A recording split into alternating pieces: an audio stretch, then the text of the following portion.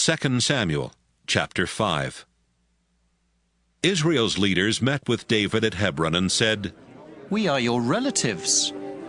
Even when Saul was king, you led our nation in battle, and the Lord promised that someday you would rule Israel and take care of us like a shepherd."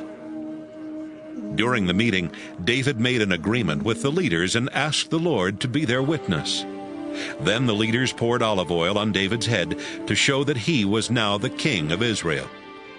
David was 30 years old when he became king, and he ruled for 40 years. He lived in Hebron for the first 7.5 years and ruled only Judah. Then he moved to Jerusalem, where he ruled both Israel and Judah for 33 years. The Jebusites lived in Jerusalem, and David led his army there to attack them. The Jebusites did not think he could get in, so they told him, "You can't get in here. We could run you off, even if we couldn't see or walk." David told his troops, "You will have to go up through the water tunnel to get those Jebusites. I hate people like them who can't walk or see."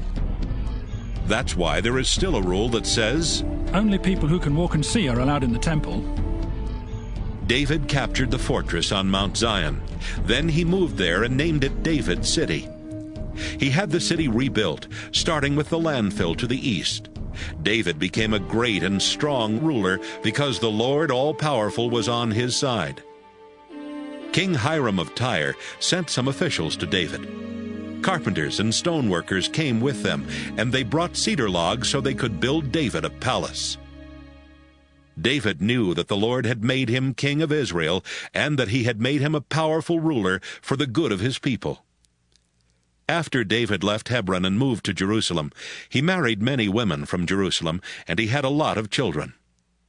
His sons who were born there were Shemua, Shobab, Nathan, Solomon, Ibhar, Elishua, Nepheg, Japhiah, Elishama, Eliada, and Eliphalet.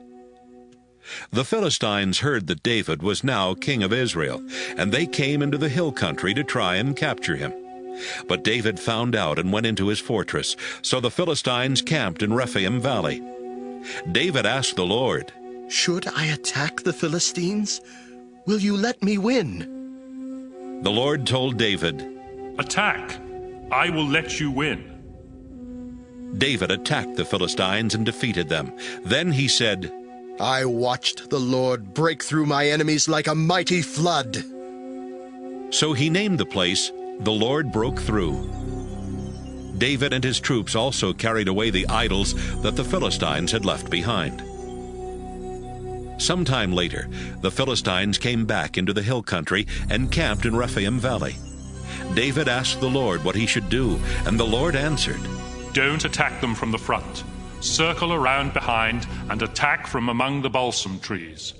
Wait until you hear a sound like troops marching through the tops of the trees. Then attack quickly. That sound will mean I have marched out ahead of you to fight the Philistine army."